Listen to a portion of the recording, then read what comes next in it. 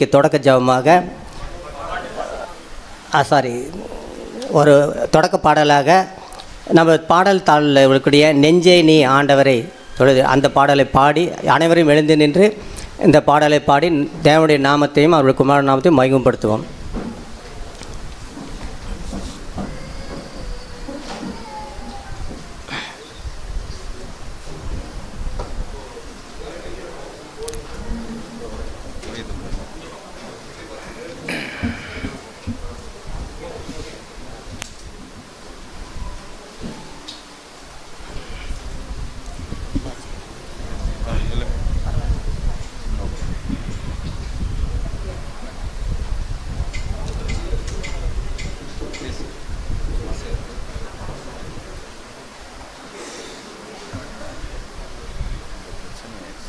ஏன் என்னாச்சு?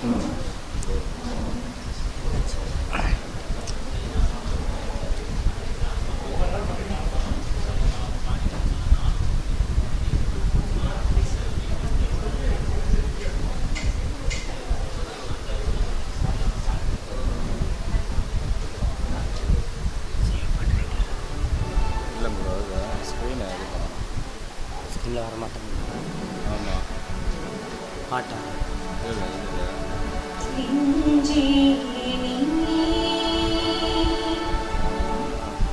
ஆண்டவரை வாழ்க அவர் செய்த நன்மைகளை ஒரு நாளும் மறவாதே.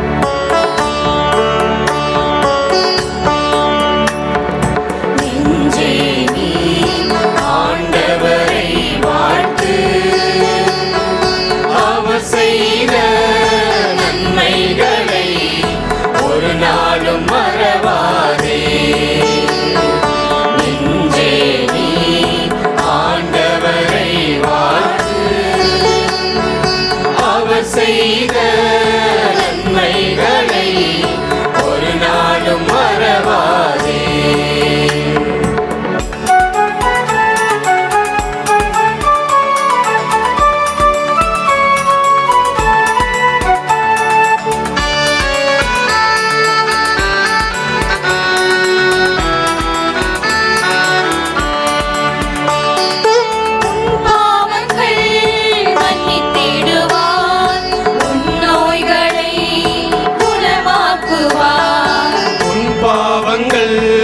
மன்னித்திடுவார், உன் நோய்களை குணமாக்குவார்.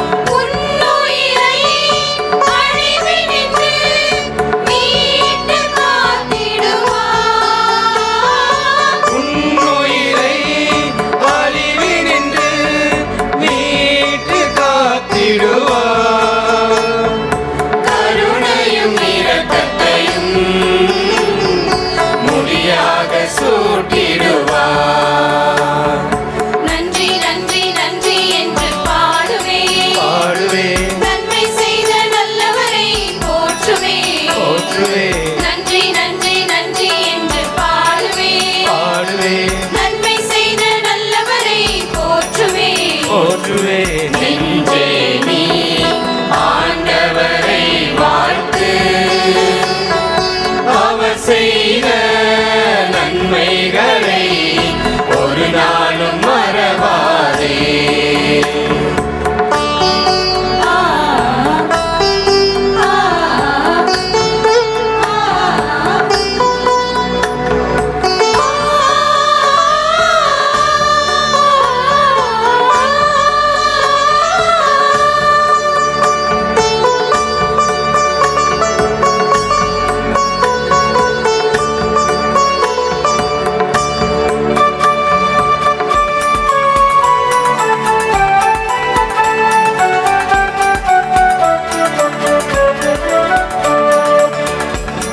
நன்மைகளால் உன் வாழ்வை நிறைவு பெற செய்கின்றார். நன்மைகளால் உன் வாழ்வை நிறைவு பெற செய்கின்றார். உன் நிலைமை கழுகி நிலைமை போல் நாளும் புதுப்பிக்கின்றார். உன்னிடமை கழுகு நிலைமை போல் நாளும் புதுப்பிக்கின்றார். நீதியான செயல்களையே எந்நாளும் செய்கின்றார். நன்றி நன்றி நன்றி என்று பாடுவேன். பாடுவேன், நன்மை செய்த நல்லவரை போற்றுவேன். போற்றுவேன், நன்றி நன்றி நன்றி என்று பாடுவேன். பாடுவேன், நன்மை செய்த நல்லவரை போற்றுவேன். போற்றுவேன். நெஞ்சே நீ ஆண்டவரை வாழ்த்து. அவர் செய்த நன்மைகளை ஒரு நாளும் மறவாதே.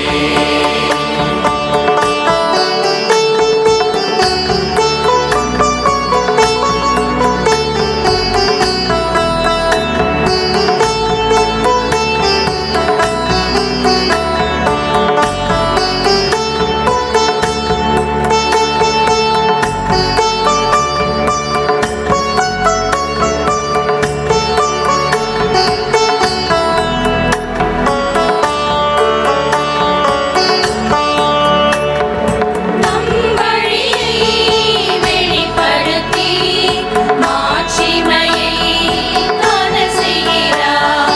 நம் வழியை வெளிப்படுத்தி மாட்சிமையை காண செய்கிறார். கண்ணினின்று விண்ணளவு உயர்ந்த பேரன்பில் ஆட்கொள்வார். மண்ணினின்று விண்ணளவு உயர்ந்த பேரன்பில் ஆட்கொள்வார். வயல்வெளி மலரெனவே எந்நாளும் மலர செய்வார். நன்றி நன்றி நன்றி என்று பாடுவேன். பாடுவேன், நன்மை செய்த நல்லவரை போற்றுவேன். போற்றுவேன், நன்றி நன்றி நன்றி என்று பாடுவேன். பாடுவேன், நன்மை செய்த நல்லவரை போற்றுவேன். போற்றுவேன். நெஞ்சே நீ ஆண்டவரை வாழ்த்து. அவர் செய்த நன்மைகளை ஒரு நாளும் மறவாதே. நெஞ்சே நீ ஆண்டவரை வாழ்த்து. அவர் செய்த நன்மைகளை ஒரு நாளும் மறவாதே. ஒரு நாளும் மறவாதே.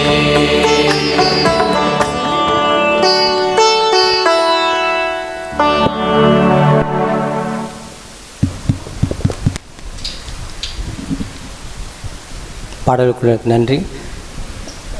தொடக்க ஜெபமாக நம்ம அன்பு சகோதரர் பாபுரர் வந்து தொடக்க ஜெபம் தொடங்கி வழி நடத்துவார்.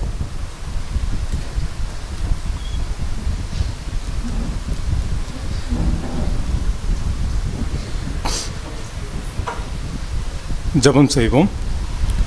துதிகளின் மத்தியில் வாசம் செய்கிற எங்கள் ஜீவனுள்ள நல்ல பிதாவே, உமக்கொருவருக்கே துதிகளையும் ஸ்தோத்திரங்களையும் எங்களுடைய ஆண்டவராகிய இயேசு கிறிஸ்துவின் மூலமாக இந்த நேரத்தில் நாங்கள் தெரிவித்துக் கொள்கிறோம்.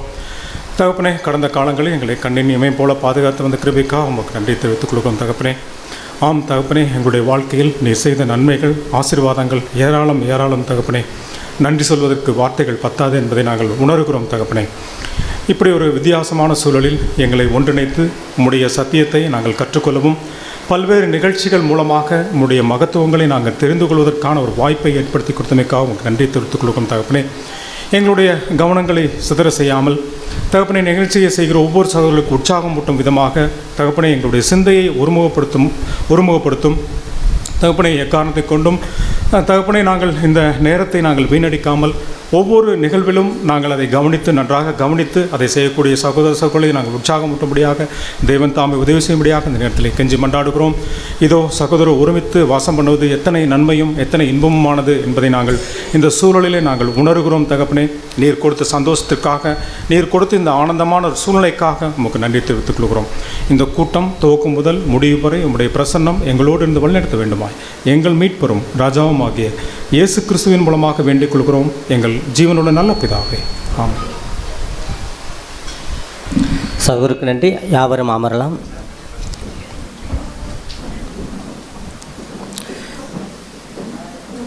இந்த நாளுக்குரிய தேவ செய்தியை வழங்கும்படியாக நம்முடைய அன்பு சகோதரர் திவாகர் அவர்கள் அக்னி என்ற தலைப்பின் கீழ் செய்தியை வழங்குமாறு சபையின் சார்பாக அன்போடு கேட்டுக்கொள்கிறோம்.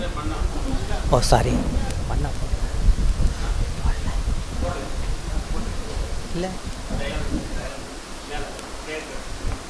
இல்லை போடல. சரி மன்னிக்கவும். இந்த நாளுக்குரிய மன்னாவே அன்பு சகோதரர் தயலன் அவர்கள் வாசிக்கும்படி அன்போடு கேட்டுக்கொள்கிறோம்.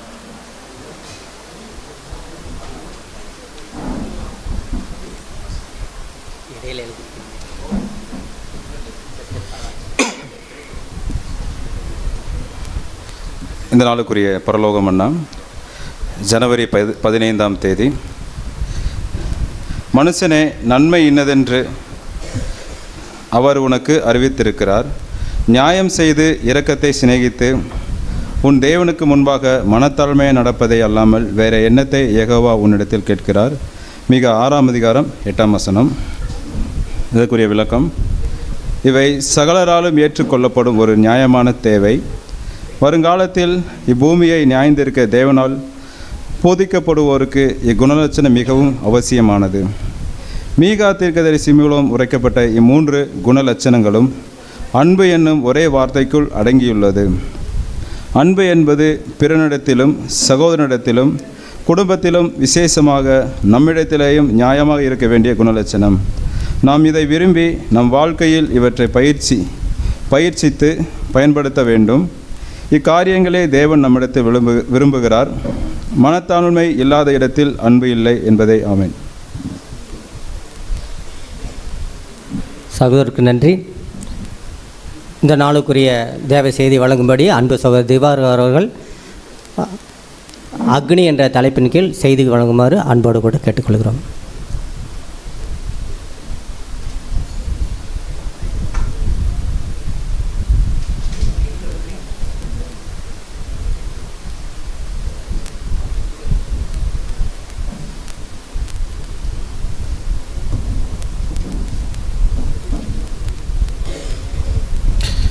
கிறிஸ்தேசுக்குள் அன்பை அழைக்கப்பட்ட அன்புக்குரிய சகோதர சகோதரிகள் யாவருக்கும் நம்முடைய பிதாவாகிய தேவனாலும் ஆண்டவராகிய இயேசு கிறிஸ்துவினாலும் கிருபையும் சமாதானமும் அதிகமாக பெருக கடவுது என்ற அன்பின் வாழ்த்துக்களோடு தேவன் இன்றைய நாளிலும் கிருபையாக இந்த ஒரு நேரத்தை கொடுத்து அவருடைய வேதத்தின் மகத்துவமான காரியங்களுக்கான கிருபை செய்திருக்கிறார்.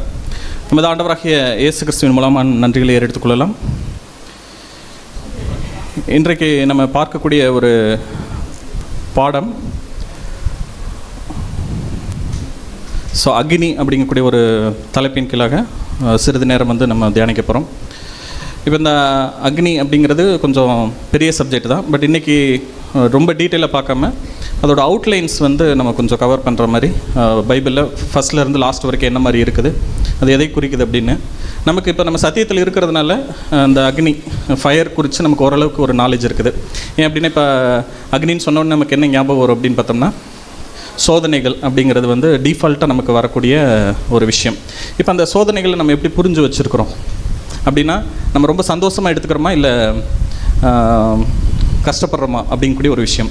அதுக்கு ஏன் இப்போ ஒரு சோதனை ஒரு தண்ணிக்கு ஒப்பிட்டு இருந்துச்சுன்னா என்ன நம்ம யோசிச்சுக்கிறோம்.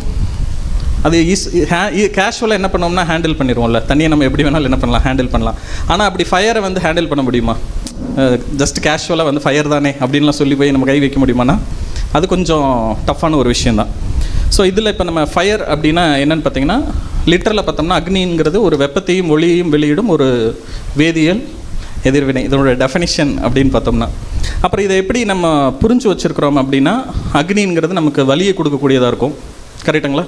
இப்போ நம்ம வீட்டில் இருக்கக்கூடிய தீயை நம்ம இப்போதைக்கு மைண்டு கொண்டு வந்தோம்னா அது நமக்கு வலியை கொண்டு வரும். அப்புறம் அது ஒரு அபாயத்திற்கான ஒரு சிம்பிளே வந்து அப்படி தானே ஃபயரோட இதில் வந்து இருக்கும். அதுக்கப்புறமா ஒரு அழிவை குறிக்கிறதுக்கும் இந்த அக்னிங்கிறது உபயோகப்படுத்தப்பட்டிருக்குது. அப்புறம் நம்ம அக்னின்னு சொன்ன உடனே நமக்கு எல்லாருக்குமே டிஃபால்ட்டாக என்ன இருக்கும், பயங்கிறது டிஃபால்ட்டாக இருக்குது. இப்போ போய் நெருப்பில் கை வைக்கக்கூடாது, அது இருந்துச்சுன்னா நம்ம அந்த பக்கம் என்ன பண்ண மாட்டோம், போக மாட்டோம். அப்போ ஃபயரை வந்து நம்ம ஈஸியாக என்ன பண்ண முடியாது, அப்ரோச் பண்ண முடியாத மாதிரியான ஒரு விஷயங்கள் தான் அந்த இடத்துல இருந்துகிட்ருக்குது. ஏன் அப்படின்னா இவ்வளோ நாட்கள் நம்ம எதிர்கொண்ட விஷயங்கள் அப்படி ஃபயரை பார்க்கும்போது நம்ம எதில் மூலமாலாம் ஃபயரை பார்த்துருக்குறோம்னா ஒரு பெரிய விபத்தில் வந்து பார்த்துருப்போம், கரெக்டுங்களா? தீ விபத்தில் வந்து பார்த்துருப்போம். அதுக்கப்புறமா எச்சரிக்கைகளுக்கு சொல்லப்படக்கூடிய ஒரு காரியம், அல்லது அப்புறம் த்ரூ டிசிப்ளின் அப்படின்னு அப்புறம் ஃபயரை எப்படி ஹேண்டில் பண்ணணும் அப்படிங்கிறதும் என்ன இருக்குது. இப்போ நம்ம வீட்டில் நம்ம சமைக்கிறதுல இருந்து அந்த மிகப்பெரிய டிசாஸ்டர் வரைக்குமே எது நமக்கு இருக்குதுன்னு பார்த்தீங்கன்னா இந்த ஃபயருங்கிற ஒரு விஷயம் இருந்துட்டு தான் இருக்குது. இது இப்போ நம்ம லிட்டரலாக இப்படி வச்சுக்கிட்டோம் அப்படின்னா பைபிளில் வந்து இந்த ஃபயர் வந்து எங்கெங்கெல்லாம் வருதுன்னு நமக்கு ஓரளவுக்கு ஐடியா இருக்குது. மோசேயோட டைம் பீரியடில் வந்திருக்குது.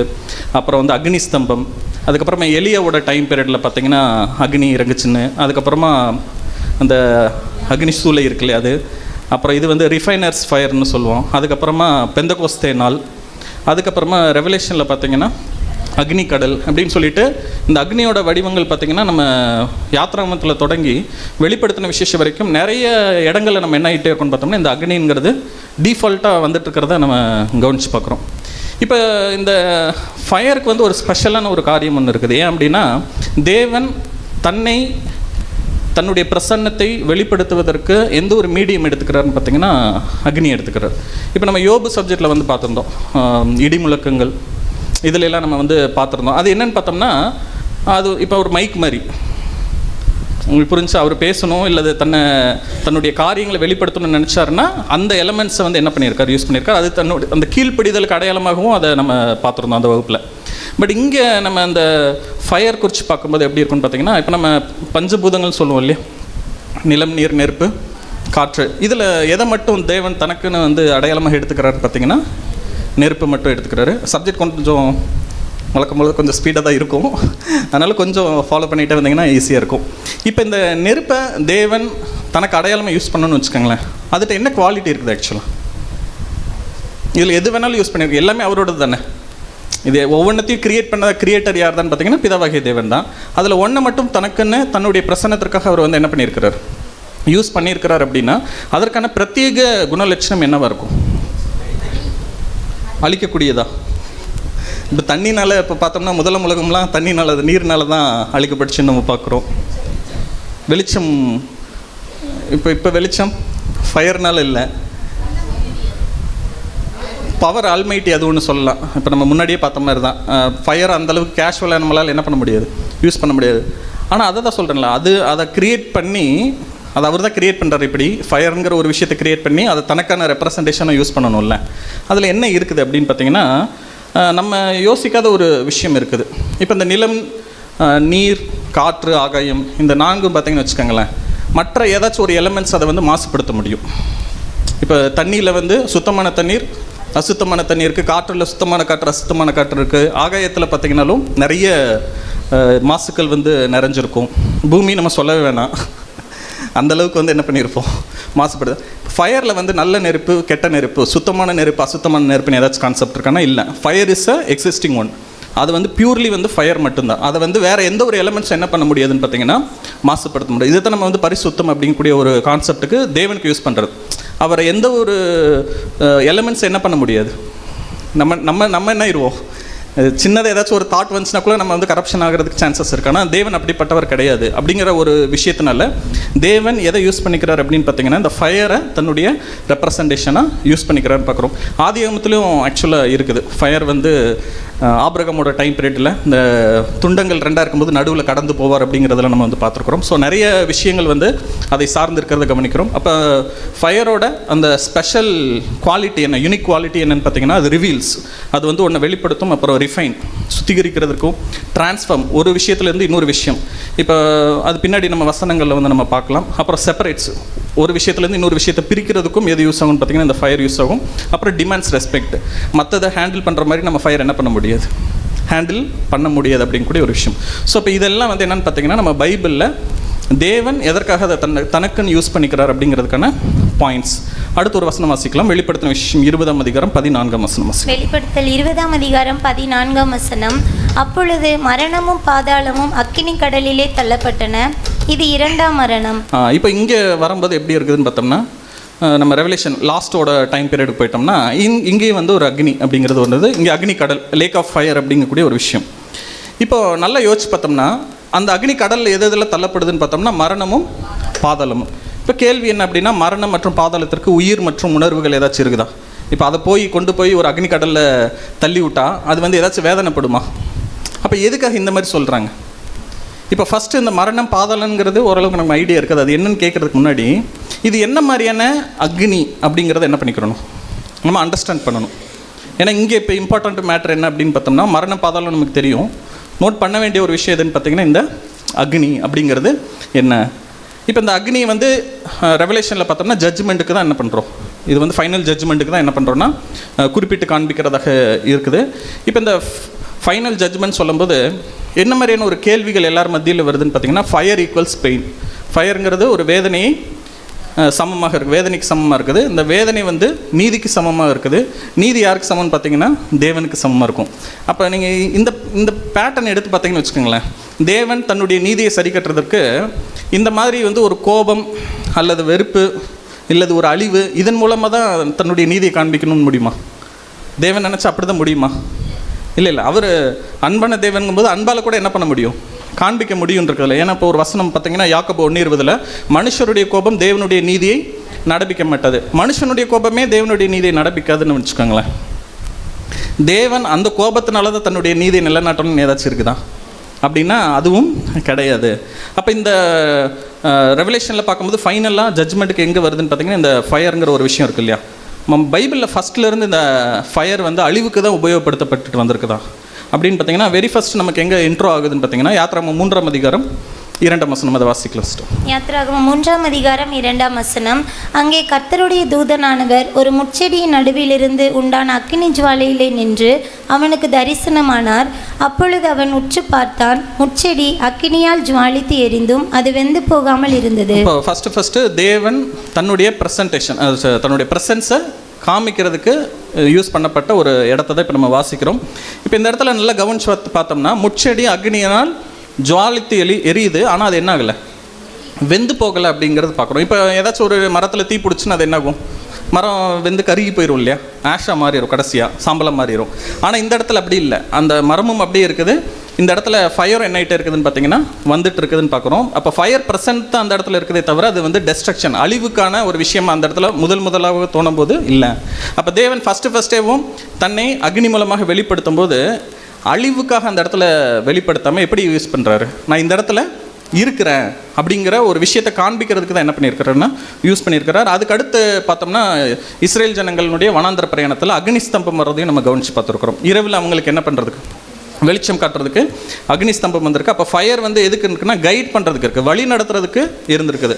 அதுக்கு பதிலாக எதுக்கு இல்லை, டார்மெண்ட்னா துன்புறுத்துறதுக்கு இல்லை. உங்களுக்கு புரிஞ்சு இல்லையா?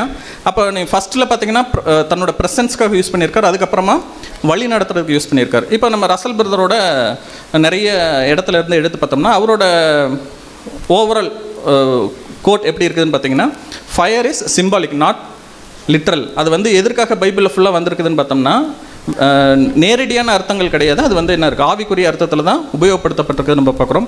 This fire of God's zeal is a simple and a forcible one, that is not a literal fire as some suppose. Volume 1 இருக்குது. அதே மாதிரி fire represents judgement not torture. அதாவது இந்த அக்னிங்கிறது நியாய தீர்ப்பை குறிக்குதே தவிர துன்புறுத்துறதுக்கு அடையாளமாக என்ன பண்ணலை, அது சொல்லப்படலைன்றது. அப்புறம் நம்ம ஃபைனல் இப்போ நம்ம ரெவலேஷனில் வாட்சது தான் லேக் ஆஃப் ஃபயருங்கிறது எதற்கு அடையாளப்படுத்திருக்குன்னா செகண்ட் டெத் அப்படிங்கக்கூடிய ஒரு விஷயம் அப்படிங்கிறது பார்க்குறோம். இப்போ இதனுடைய மீனிங்லாம் பார்க்கும்போது ஓவரால் கன்சால்டேஷன் நமக்கு எப்படி கிடைக்குதுன்னா, அக்னி என்பது வேதாகமத்தில் தேவனுடைய பிரசன்னம், வல்லமை, அப்புறம் நியாய தீர்ப்பின் அடையாளமாக தொடர்ந்து என்ன ஆகிட்டு இருக்குன்னா பயன்படுத்தப்பட்டு வருகிறது. இதை கரெக்டாக அண்டர்ஸ்டாண்ட் பண்ணுறதுக்கு நாட் எமோஷன் நாட் குருவாலிட்டி அப்படின்னா என்ன மீனிங்? இப்போ திடீர்னு தேவனுக்கு கோவம் வருது, அந்த எமோஷன் இப்போ நமக்கு உடனே ஒரு கோவம் வந்துச்சுன்னா தப்புன்னு என்ன பண்ணுவோம், ஒரு அடிச்சிருவோம், இல்லைன்னா வார்த்தை பேசிடுவோம், அந்த மாதிரி இருக்குல்ல. அந்த மாதிரி தேவன் அந்த நியாயத்தீர்ப்பு பண்ணுறதுக்கு ஏதோ எமோஷ்னலாகி ஏதோ யூஸ் பண்ணல.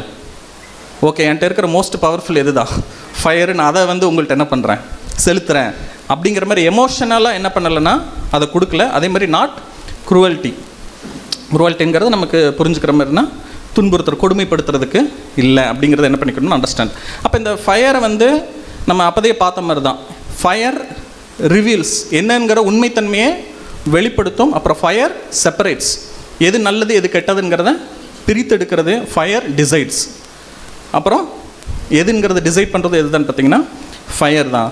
இப்போ இதை நமக்கு ஈஸியாக அண்டர்ஸ்டாண்ட் பண்ணுறதுக்கு பைபிளில் ஒரு எக்ஸாம்பிள் இருக்குது. எங்கே இருக்குன்னு பார்த்தீங்கன்னா மல்கியா 3:2 மல்கியா 3:2 முதல், ஆனாலும் அவர் வரும் நாளை சகிப்பவன் யார், அவர் வெளிப்படுகையில் நிலை நிற்பவன் யார், அவர் புடமிடுகிறவனுடைய அக்கினியைப் போலவும் வண்ணாருடைய சவுக்காரத்தைப் போலவும் இருப்பார், அவர் உட்கார்ந்து வெள்ளியை புடமிட்டு சுத்திகரித்து கொண்டிருப்பார், அவர் லேவியின் புத்திரரை சுத்திகரித்து அவர்கள் கர்த்தருடையவர்களாய் இருக்கும்படிக்கும் நீதியாய் காணிக்கையை செலுத்தும்படிக்கும் அவர்களை பொன்னைப் போலவும் வெள்ளியைப் போலவும் புடமிடுவார். ஆமாம், இது நம்ம அநேக முறை தியானிச்ச ஒரு பகுதி தான். இப்போ 2 அடையாளங்கள் கூறப்பட்டிருக்கிறது கவனிக்கிறோம். ஃபஸ்ட்டு வசனத்தில் எப்படி இருக்குன்னா, அவர் புடமிடுகிறவனுடைய அக்னியை போலவும். இப்போ இங்கே கர்த்தர் எதற்கு அடையாளமாக வர்றாரு? அக்னிக்கு, புடமிடுகிறவனுடைய அக்னியை போலவும். செகண்ட் வசனத்தில் என்ன இருக்குதாருன்னா, அந்த ரிஃபைனரும் யார் தான், அப்படி உட்காந்து புடமிடுகிறவரும் யார் தான் பார்த்தீங்கன்னா அவரே தான். அப்போ இங்கே 2 விஷயத்தில் எப்படி இருக்குன்னா, ஒன்று ரிஃபைனர், இன்னொன்று ஃபயர். இந்த 2மே யார் அடையாளப்படுத்துதுன்னா கர்த்தரை அடையாளப்படுத்துகிறதா இருக்குது. இப்போ இவங்களோட ஒர்க் என்னது? வெள்ளியையும் பொன்னையும் என்ன பண்ணணும்னா புடமிடணும், அதாவது சுத்திகரிக்கணும். இதுதான் அவருடைய ஒர்க்கு. அதுக்கு அவர் எதை யூஸ் பண்ணுவார்னு பார்த்தீங்கன்னா அக்னியை யூஸ் பண்ணுறாரு. இப்போ இவர் எந்த அளவுக்கு மைனூட்டாக இந்த ஒர்க் பண்ணுவார்? இவர் எமோஷ்னலில் அந்த ஃபயரை யூஸ் பண்ணுவாரா? இல்லை நல்லா என்ன பண்ணலாம், ரொம்ப ஃபயர் வச்சு என்ன ஆயிருன்னு பார்த்தீங்கன்னா கருகி போயிடும். ரொம்ப அளவாக ஃபயர் வச்சுக்கலாம், அதாவது வேதனைப்படாத அளவுக்கு ஃபயர் வச்சுக்கலாம், கொஞ்சமாக வச்சுக்கலாம், சிம்மில் வச்சுக்கலாம் அப்படின்னு வச்சோம்னா என்ன ஆகும்? ஒன்றுமே ஆகாது, அது பியூரி ஆகாது. அப்போ என்ன ஆகுதுன்னு பார்த்தோம்னா இவர் எப்படி இருப்பார்னு பார்த்தீங்கன்னா காம், இன்டென்ஷனல், ப்ரிசைஸ். அதாவது அந்த ரிஃபைனர் என்ன பண்ணுவார்னா, புடமிடுகிறவர் ரொம்ப அமைதியாக, அதுக்கப்புறமா அவருக்கு ஒரு நோக்கம் இருக்கும், என்ன பண்ண போகிறோம், எதுக்காக பண்ண போகிறோம், அதுக்கப்புறமா ப்ரிசைஸ், ரொம்ப துல்லியமாக என்ன பண்ணணும்னு பார்த்தீங்கன்னா அந்த ஒர்க்கை பண்ணுவார். அப்போ அந்த ஃபயர் ஹேண்ட்லிங்கிறது எந்த அளவுக்கு இருக்குன்னு பாருங்களேன் அந்த ரிஃபைனருக்கு. அது மிஸ் பண்ண முடியாது. இப்போ ஒரு 10 மினிட்ஸ்னால் 10 மினிட்ஸ் எப்படி இருக்குன்னு பார்த்தோம்னா கரெக்டாக அது வந்து அந்த பொண்ணோ அல்லது வெள்ளியோ பியூரிஃபை ஆகிற வர்ற அளவுக்கு என்ன ஆகிட்டு இருக்கும் அவர் பார்த்துட்டே இருப்பார். அது எந்த அளவுக்கு டெம்பரேச்சரில் நமக்கு கொடுக்கணும். இவருக்கு அப்போ ஏதாச்சும் எமோஷனல் இருக்குமா?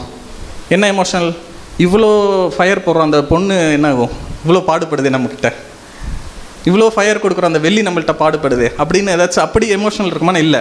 அவரோட மைண்டில் ஒன் அண்ட் ஒன்லி என்ன மட்டும்தான் இருக்குன்னு பார்த்தோம்னா அது எப்படி ஆகணும், பியூராக வந்து என்ன ஆகணும்னா அது வெளியில் வரணும், அந்த இம்ப்யூரிட்டி அதை விட்டுட்டு போகணும். அப்போ இங்கே ஃபயர் நல்லா யோசிச்சு பார்த்தோம்னா அது வந்து கோல்டு ஹேட் பண்ணுறதில்ல, பொண்ணை வந்து வெறுக்கிறதில்ல. எதை வெறுக்குது அந்த இடத்துல அப்படின்னா அதுகிட்ட இருக்கக்கூடிய இம்ப்யூரிட்டி, அதில் இருக்கக்கூடிய மாசை தான் என்ன ஆகுதுன்னு பார்த்தீங்கன்னா ஃபயர் வெறுக்குதே தவிர கோல்டை என்ன பண்ணுறதில்ல, வெறுக்கிறதில்ல. அந்த கோல்டை பியூரான கோல்டை கொடுக்கறது, அந்த சில்வரை பியூரான சில்வரை கொடுக்கறது மட்டும்தான் எதனுடைய நோக்கம்னு இருக்குதுன்னு பார்த்தீங்கன்னா அந்த ஃபயரோட நோக்கம். அந்த ரிஃபைனரோட நோக்கமும் எப்படி தான் இருக்குது. அவர் நீங்கள் நல்லா நோட் பண்ணிங்கன்னா எந்த அளவுக்கு இன்டென்ஷனாக அந்த இடத்துல உட்காந்துருப்பாருன்னு யோசிச்சு பாருங்கள். ரொம்ப பவர்ஃபுல்லாக என்ன இருப்பாருன்னு பார்த்தீங்கன்னா அமைதியாக அந்த ஒர்க் என்ன பண்ணியிருப்பார். இதை இப்போ யாருக்கு கம்பேர் பண்ணியிருக்கிறாங்கன்னு பார்த்தோம்னா நமது இதாவாகிய தேவனுக்கு அந்த இடத்துல கம்பேரிட்டிவாக கொடுக்கப்பட்டிருக்குது அப்படின்னு நம்ம பார்க்குறோம். அப்போது நல்லா யோசிச்சு பார்த்தோம் அப்படின்னா ஃபயர் எந்த இடத்துலையும் என்ன பண்ணலை, நம்ம எடுத்த உடனே ஒரு டெஃபினேஷன் பார்த்தோம்ல, அது மாதிரி இப்போ வரைக்கும் என்ன பண்ணலைன்னா குறிப்பிடப்படலை அப்படின்னு நம்ம பார்க்குறோம். அப்புறம் ஆண்டவராக இயேசு கிறிஸ்து இந்த இடத்துல ஒன்று சொல்லியிருக்கோம், மத்தேயு 25:46 இந்தபடி இவர்கள் நித்திய ஆக்கினை அடைவும் நீதிமான்களும் நித்திய ஜீவனை அடைவும் போவார்கள். இப்போ இங்கே நித்திய ஆக்கினை அப்படிங்கக்கூடிய ஒரு வார்த்தை உபயோகப்படுத்திருக்காரு. These shall go away into everlasting punishment. Everlasting பனிஷ்மெண்ட்னா என்னது? நித்தியமான தண்டனை, கரெக்டாக? அப்படின்னா அந்த தண்டனை என்ன ஆகிட்டே இருக்கும், நித்தியத்துக்கு இருந்துக்கிட்டே இருக்கும் அப்படிங்கிற மாதிரி இருக்கும். அதுதான் அதனுடைய கான்செப்டா அப்படின்னு பார்த்தீங்கன்னா இதில் இந்த கேள்வி என்னன்னா everlasting in process or everlasting in result. அந்த பனிஷ்மெண்ட்டுங்கிறது எவர்லாஸ்டிங் இன் ப்ராசஸ் ஆகிட்டே இருக்குமா நித்தியத்துக்கும், அல்லது எவர்லாஸ்டிங் இன் ரிசல்ட்டில் எவர்லாஸ்டிங்கை கொண்டு வரதா அப்படின்னு பார்த்தீங்கன்னா நித்தியம் என்பது செயல்பாட்டில் இருந்துக்கிட்டே இருக்கிறத பற்றி சொல்லலை. அது என்ன ஆகணும்னு பார்த்தோம்னா ஒரு முடிவுக்கு வந்துச்சுன்னா தான் என்ன சொல்ல முடியும், நித்தியம் அப்படிங்கக்கூடிய ஒரு மீனிங் அந்த இடத்துல வரும். அப்போ இந்த இடத்துல நித்திய ஆக்கினை அப்படிங்கிறத புரிஞ்சுக்கிறதுக்கு நமக்கு பழைய ஏற்பாட்டில் வந்து சோதம் குமார் அப்படிங்கக்கூடிய ஒரு பட்டணம் என்ன பண்ணப்பட்டுச்சு, அழிக்கப்பட்டுச்சு இல்லையா? யூதா 7ஆம் வசனத்தில் அந்நிய மாம்சத்தை தொடர்ந்து நித்திய அக்னியின் ஆக்னியை அடைந்து திருஷ்டாந்தங்கமாக வைக்கப்பட்டிருக்கார். இப்போ இந்த நித்திய அக்னியின் ஆக்னிங்கிறதுனால சோதம் குமார் இந்நாள் வரைக்கும் அக்னியில் அழிஞ்சுக்கிட்டே இருக்குன்னு சொல்ல முடியுமானா இல்லை. அப்போ அங்கே எதை பற்றி சொல்லிட்டு இருக்கிறார் அப்படின்னு பார்த்தோம்னா, the fire was eternal in effect. ஒரு அக்னிங்கிறது வரும்போது என்ன இருக்குன்னு பார்த்தோம்னா எஃபெக்டில் தான் காமிக்கிறதே தவிர நாட் இன் டியூரேஷன். அதாவது சதா காலத்திற்கும் அது என்ன ஆகாது, பாதிக்கிறத பற்றியோ கொடுமைப்படுத்துறதை பற்றியோ பனிஷ் பண்ணுறதை பற்றியோ அந்த இடத்துல சொல்லலை. எதை பற்றி சொல்லியிருக்கிறாங்கன்னு பார்த்தோம்னா நித்தியமாக ஒரு எஃபெக்ட், ஒரு ரிசல்ட் வேணும். அந்த ரிசல்ட்டை நோக்கி தான் எது இருக்குன்னு பார்த்தீங்கன்னா இந்த ஃபயர் அப்படிங்கிறது கொண்டு போகும். Everlasting punishment is everlasting destruction, not everlasting punishing. அப்போ ஒரு நித்தியமான ஒரு முடிவு அல்லது ஒரு அழிவுக்கு கொண்டு வரதுக்கு தான் அந்த இடத்துல என்ன யூஸ் பண்ணப்படுது, ஃபயர். அதில் நல்லவைகள் இல்லை. இப்போ நம்ம முன்னாடியே பார்த்தோம்ல, ரிஃபைனர்ஸில் வந்து இம்ப்யூரிட்டி அது என்ன ஆயிரும், அழிச்சிரும். பியூராக இருக்குது அது என்ன பண்ணும், மோஸ்ட் பியூராக என்ன பண்ணணும்னா எடுத்து கொடுக்கறது தான் அதனுடைய ஒரு நோக்கமாக இருக்குது நம்ம பார்க்குறோம். அப்போ இப்போ இந்த ஃபயரோட கான்செப்ட் உங்களுக்கு இப்போ வரைக்கும் ஓரளவுக்கு என்ன இருக்கும், ஒரு ஐடியேஷன் கிடச்சிருக்கும். 1 கொரிந்தியர் 3ஆம் அதிகாரம் 12ஆம் வசனத்திலிருந்து 15ஆம் வசனம் வரைக்கும் அது வாட்ச். 1 கொரிந்தியர் 3ஆம் அதிகாரம் 12ஆம் வசனம் முதல், ஒருவன் அந்த அஸ்திபாரத்தின் மேல் பொன், வெள்ளி, விலையேற பெற்ற கல், மரம், புல், வைக்கோல் ஆகியவைகளை கட்டினால் அவனவனுடைய வேலைப்பாடு வெளியாகும். நாளானது அதை விளங்க பண்ணும், ஏனெனில் அது அக்னியினாலே வெளிப்படுத்தப்படும். அவனவனுடைய வேலைப்பாடு எத்தன்மையுள்ளதென்று அக்னியானது பரிசோதிக்கும். ஆமாம், ஒருவேளை நல்லா இருந்துச்சுன்னா நல்ல குழியை பெறுவான், ஒருவேளை அது வந்து வெந்து போச்சுன்னா என்ன பண்ணப்படுவான், அவனுக்கு வந்து சான்ஸ் இல்லை அப்படிங்கிறது அந்த இடத்துல சொல்லப்பட்டிருக்குது. இப்போ இந்த இடத்துலையும் ஒரு அக்னி இருக்குது. இந்த இடத்துல நம்ம நோட் பண்ண வேண்டியது என்ன அப்படின்னு பார்த்தோம்னா, ஒவ்வொருத்தனுடைய வேலைப்பாடுகளை வெளிப்படுத்துவதற்கு எது தான் உபயோகப்படுத்தப்பட்டிருக்குதுன்னு பார்த்தோம்னா அக்னியானது தான் வெளிப்படுத்தப்பட்டிருக்குது. இப்போது அந்த வேலையை செய்கிறவர் ஒருத்தர் இருக்கிறார், அந்த வேலைப்பாடு ஒன்று இருக்குது. ஓகேவா? இப்போ அந்த ஃபயர் வந்து எதை வந்து டெஸ்ட் பண்ணும், இவரை டெஸ்ட் பண்ணுமா இல்லை வேலைப்பாடுகளை டெஸ்ட் பண்ணுமா அப்படின்னு பார்த்தோம்னா அந்த வேலைப்பாடுகளை தான் இது என்னாகும், டெஸ்ட் பண்ணும். உங்களுக்கு புரிஞ்சா? வேலை செய்பவர் இல்லை. அப்போது அந்த அக்னிங்கிறது தேவன் எப்படி இது வந்து கிரியேட் பண்ணியிருக்காருன்னா எல்லாம் நம்மளெல்லாம் அழிக்கணும் அப்படிங்கிறது இல்லை. நம்ம ஒவ்வொருத்தவங்களும் ஒரு வேலை செஞ்சுட்ருக்கோம், ஒரு கிரியை செஞ்சுட்ருக்கோம்ல. சத்தியத்துக்குள்ளே வந்ததுக்கு அப்புறமா நம்மளுடைய கிரியைகள் என்னவா இருக்குதுன்னு இருக்கு இல்லையா, அதை டெஸ்ட் பண்ணுறதுக்கு தேவன் என்ன யூஸ் பண்ணுறாரு, ஃபயரை யூஸ் பண்ணுறாரு. மாறாக என்ன நினச்சிடக்கூடாது, ஏதாச்சும் ஒரு சோதனை ஒரு துன்பம் வந்துச்சுன்னா தேவன் நம்மளை என்ன பண்ணுறாரு, இந்த யோபு மாதிரி நினச்சிடக்கூடாது. அவர் என்ன நினைப்பார், இவர் என்ன எவ்வளோ விஷயத்தை விட்டுட்டு என் மேலே கான்சன்ட்ரேஷன் பண்ணி என்ன பண்ணுறாரு, என்னையும் வந்து கொடுமைப்படுத்துறாருன்னு ஒரு தாட் வந்துச்சு இல்லையா. அது மாதிரி நம்ம என்ன பண்ணிடக்கூடாதுன்னு நினச்சிடக்கூடாது. அப்போ ஏதாச்சும் ஒரு சோதனைகள் அல்லது ஒரு பாடுகள் ஏதாச்சும் ஒன்று வந்துச்சுன்னா நம்மளுடைய வேலைப்பாடுகள் வெளிப்படணுங்கிறதுக்கான ஒரு நோக்கமே தானே தவிர நம்ம என்ன நினச்சிடக்கூடாது, அந்த பாடுகள் டைரெக்டாக நம்மளை அட்டாக் பண்ணுது அப்படின்னு என்ன பண்ணக்கூடாதுன்னா நினச்சிடக்கூடாது. அதனால பார்த்தீங்கன்னா அக்னி வேலைப்பாடுகள் அளிக்கிறது அடையாளத்தை அல்ல, அக்னி கட்டியதை மதிப்பிடுகிறது, யார் கட்டுகிறார்கள் என்பதை அல்ல. இது கொடுமை அல்லாத நியாய தீர்ப்பு, இதுதான் துன்புறுத்தல் இல்லாத நீதி. அப்போ யாரையும் வந்து துன்புறுத்தணும், யாரையும் கொடுமைப்படுத்தணுங்கிறது தேவனுடைய நோக்கம் அல்ல.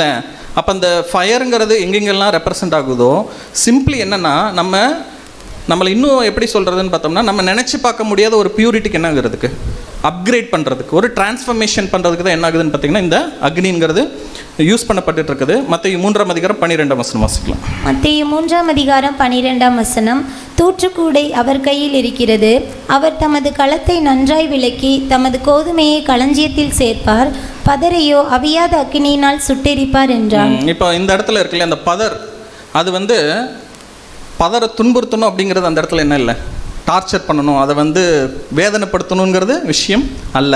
அந்த இடத்துல என்ன பண்ணி ஆகணும்னு பார்த்தோம்னா பதரை அந்த இடத்துல இருந்து என்ன பண்ணணும், ரிமூவ் பண்ணணும். அப்போ நீங்கள் அந்த ஃபயரோட எல்லா எக்ஸிஸ்டன்ஸும் எந்த இடத்துல தான் வருதுன்னு பார்த்தீங்கன்னா இம்ப்யூரிட்டியை ரிமூவ் பண்ணுறது தானே தவிர மற்றபடி எதை இல்லை. அந்த நல்ல விஷயங்கள் இது வரைக்கும் என்ன ஆகலை, ஸ்டார்டிங்லேருந்து ஃப்ரம் எக்ஸோடஸ்லேருந்து நம்ம பார்த்துட்டு இருந்தோம்னா எந்த இடத்துலையும் நல்லதான ஒரு விஷயத்த எந்த இடத்துலையுமே ஃபயர் என்ன பண்ணதே இல்லை, டச் பண்ணதே இல்லை. அது என்ன ஆகிட்டு இருக்குன்னு பார்த்தீங்கன்னா இன்னுமே எப்படி ஆயிருக்குது, அப்கிரேடு தான் பண்ணியிருக்கதே தவிர அது இதாகலை அப்படிங்கிறத நம்ம அண்டர்ஸ்டாண்ட் பண்ணிக்கிறணும்.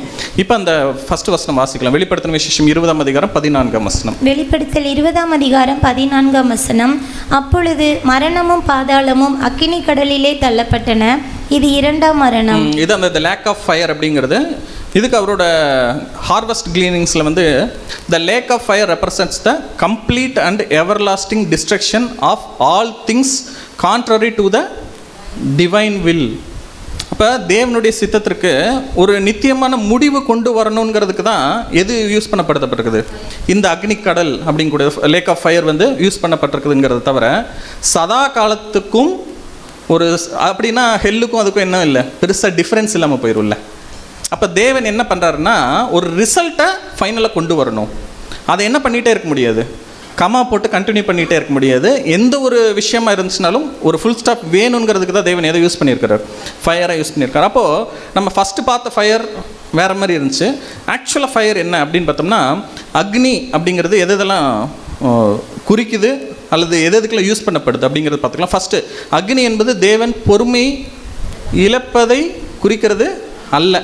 அதாவது தேவன் நம்ம ஏதோ எமோஷனல், இப்போ நீங்கள் பழைய ஏற்பாட்டிலலாம் நிறைய இடத்துல வானத்திலேருந்து அக்னி வந்து இறங்கி பின்னாடி இருந்த பாளையத்துக்கு பின்னாடி இருந்தவங்களை பச்சித்து போட்டதெல்லாம் வாசிப்போம்.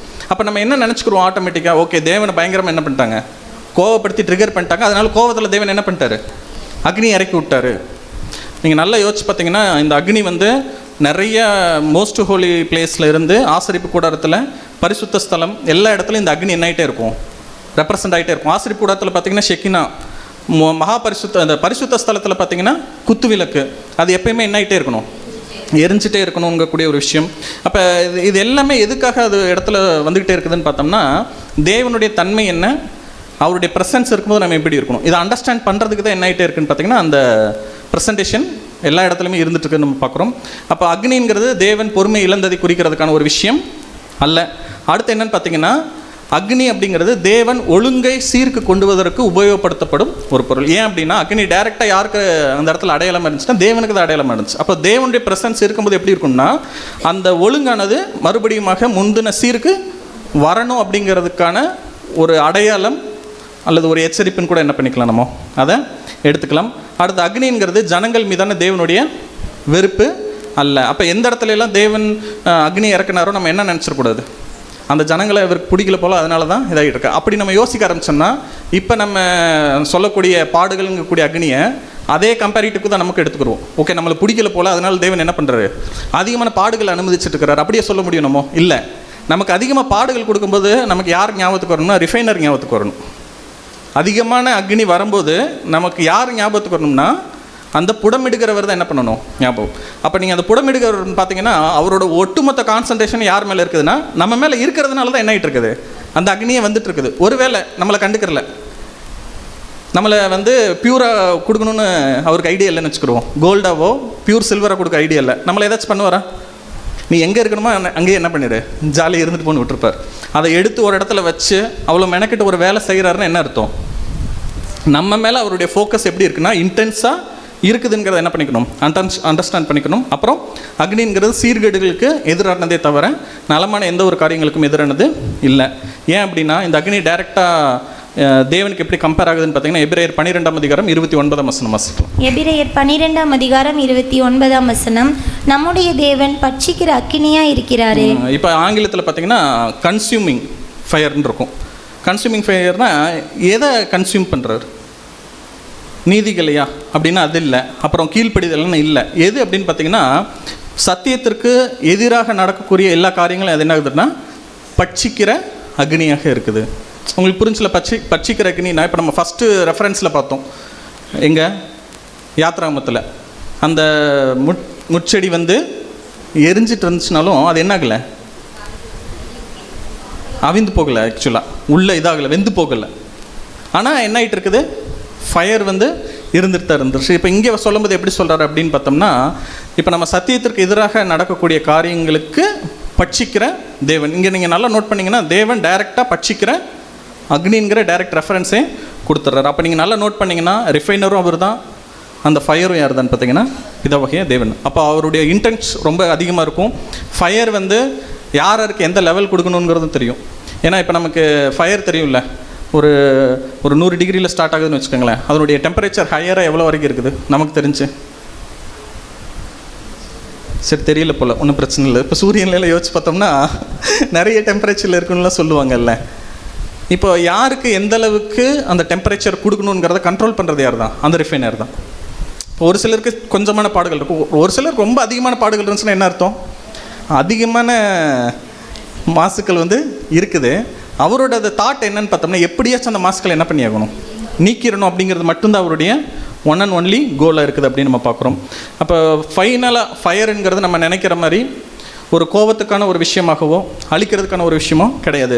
Fire is a Mercy for the universe. தேவனுடைய இரக்கம், கிருபை எதன் மீதானது? ஒட்டுமொத்த கிரியை மீதான, பிரபஞ்சத்தின் மீதான தேவனுடைய கிருபையாக தான் எது இருக்குதுன்னு பார்த்தோம்னா இந்த அக்னி. ஒருவேளை இந்த அக்னி இல்லை அப்படின்னா அந்த இம்ப்யூரிட்டி கடைசி வரைக்கும் என்னவாக தான் இருக்கும்? இம்ப்யூரிட்டியாகவே தங்கிடும்.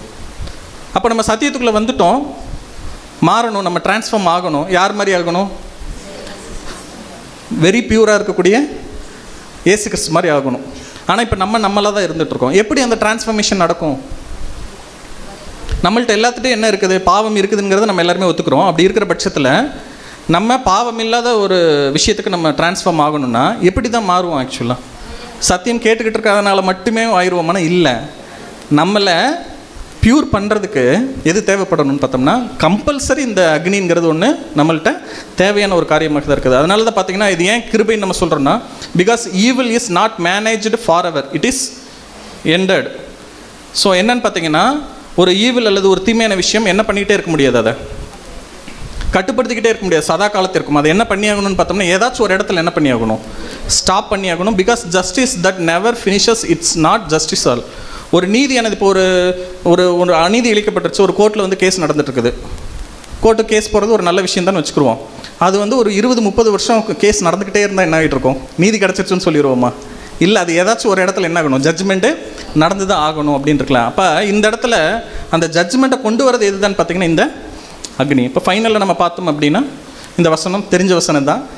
நம்ம நடுவே பற்றி இருக்கிற அக்னியை குறித்து நம்ம என்ன நினச்சிடக்கூடாது, ஏதோ புதுமையான ஒரு விஷயம் அப்படின்னு நினச்சிடக்கூடாது. அது என்ன தான்? எல்லார் இடத்துலையும் இருக்கிறது தான். எல்லார் இடத்துலையும் இருக்கிறதுங்கிறத விட ஒரு பாயிண்ட் மேலே அது கட்டாயமாக நமக்கு தேவைப்படுவதான ஒரு விஷயம். ஒரு வேளை இது இல்லை அப்படின்னா நம்ம என்ன நினச்சிக்கிற வேண்டியதான், அண்டர்ஸ்டாண்ட் பண்ணிக்கிற வேண்டியதான். என்ன நினச்சிக்கிற வேண்டியதான்? தேவன் நம்ம மேலே எந்த ஒரு கான்சன்ட்ரேஷனும் பண்ணலை. ஏன்னா அந்த தேவன் தான் அந்த ரிஃபைனரும், தேவன் தான் அந்த அக்னியும். அப்படிங்கும்போது நம்ம இந்த சத்தியத்தில் வந்து ஓடிட்டுருக்குங்கிற பட்சத்தில் கட்டாயம் நம்ம ஒவ்வொரு இடத்துலையும் என்ன தேவையானதாக இருக்குதுன்னு பார்த்தீங்கன்னா இந்த அக்னிங்கிறது தேவையானதாக இருக்குது. இது இனிமேல் எப்போயாச்சும் நம்ம பார்க்குறோம் அப்படின்னு என்ன நினச்சிக்கிறணும், நமக்கு வந்து அந்த பழைய மாதிரி அபாயம், அப்புறம் பயம், வலி, வேதனை அதெல்லாம் ஞாபகம் வரக்கூடாது. ஒன் அண்ட் ஒன்லி எது ஞாபகம் வரணும்னா தேவன் ஞாபகத்துக்கு வரணும். அப்புறம் நம்ம ஒவ்வொரு நாளும் பியூர் ஆகிட்டு இருக்கிறோம் அப்படிங்கிறது என்ன பண்ணிக்கிறோம், நம்ம அண்டர்ஸ்டாண்ட் பண்ணிவிட்டு இந்த ஒரு சத்தியத்தில் கூட தேவன் தான் கிருபை செய்வாராக. ஆமென்.